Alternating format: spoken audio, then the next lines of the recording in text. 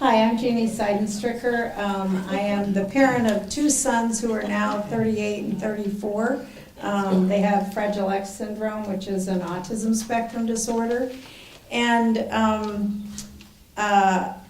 as Annie said, you know, many of the people sitting up here have been part of our journey. Unlike Debbie, I didn't have any plan or dreams. I just was trying to get through every day. And when I finally was able to focus on this, I decided that I wanted my children to live in a community home of their own that was as close as I could make it to what they had grown up in and what they would have if they were typical young men. So we purchased a house which is in Solon, Ohio. They have now been living there for almost 9 years, and they use a variety of technology which was really critical in getting them acclimated to their house to begin with. It's not so critical. I can tell you that that technology played a huge part in training them in the things that they needed to do as independent adults. And as they would learn one thing, we would modify the technology and it would train them in something else. So they have, the technology they have are the typical things that, that Annie mentioned, although we do not have any cameras. They have a system which includes a variety of sensors that prompt them. The sensors test whether or not they've shaved in the morning, whether they've brushed their teeth. We can tell if they've gotten up too much at night, and so there might be some kind of a medical issue.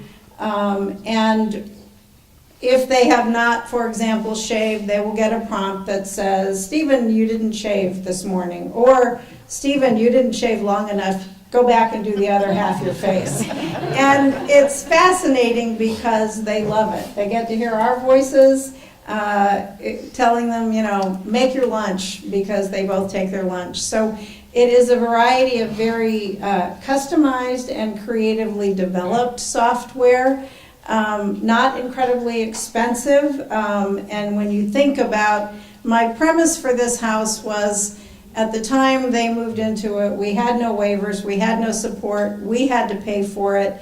And so the objective was, how can we use as much technology, which is a one-time cost, and minimize the cost for 24/7 caregivers. What we have now would probably be most, if I had to put it in a bucket, it would be called shared family living. Although rather than having a family, we provide room and board to 2 live-in caregivers.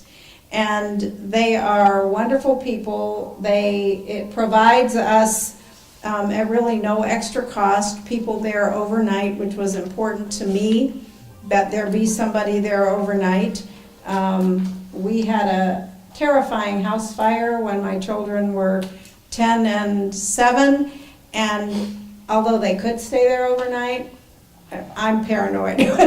So really it's of no extra cost. The additional cost to us for having these 2 people live in the house is really the food that they eat, which is certainly not significant.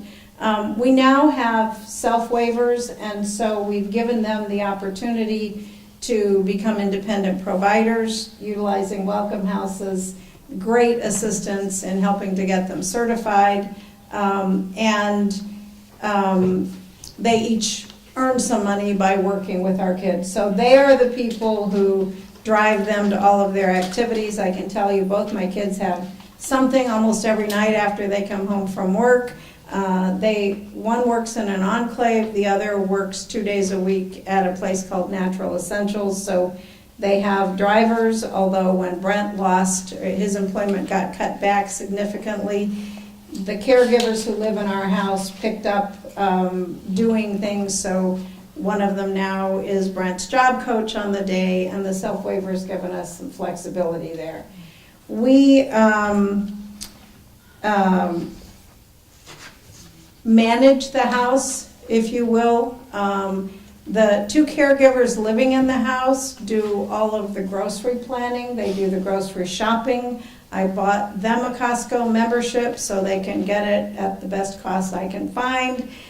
We created a book of menus that are healthy, and they all together pick out what they're going to eat, and then they make sure they have the groceries. I still sign them up for things like the Blue Ribbon Program or for various recreation activities, but they're on a big calendar at their house, and the caregivers make sure they are ready, they get there, they have what they need, they make sure they get up for to go to work, for whatever, again, has to happen. And I don't talk to my kids every day. The truth is that Stephen texts me many times every day, which is a skill he's just learned, and so I'm between encouraging it and going, oh, got another text from Stephen.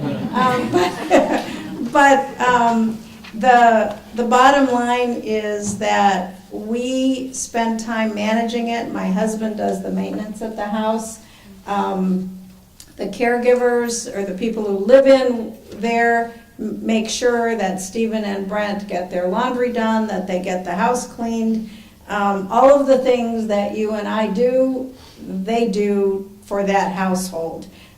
We pay someone to mow the lawn and to do the snow plowing, but other than that, it's pretty much hands off, although, you know, we're there and we're very involved all the time, but the day-to-day mechanics of it are almost what I am hoping for. The older I get, it's clear I need a solution where they will be okay when my husband and I are no longer around. Let's see. The only other thing that I would say at this point is that Bobby mentioned what was the Parent Participation Manual and is now the Parent Compass.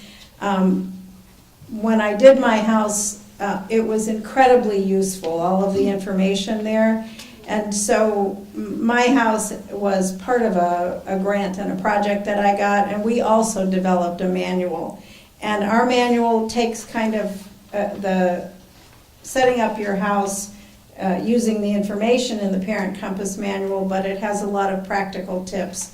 That manual is available to all of you on the LEAP website, and it's free. Again, we just want people to know it. There's a little paper with their website on my table out there, but you will, if you just go to the LEAP, L-E-A-P info.org, you will find that as well as other information. Thank you, Jeanne.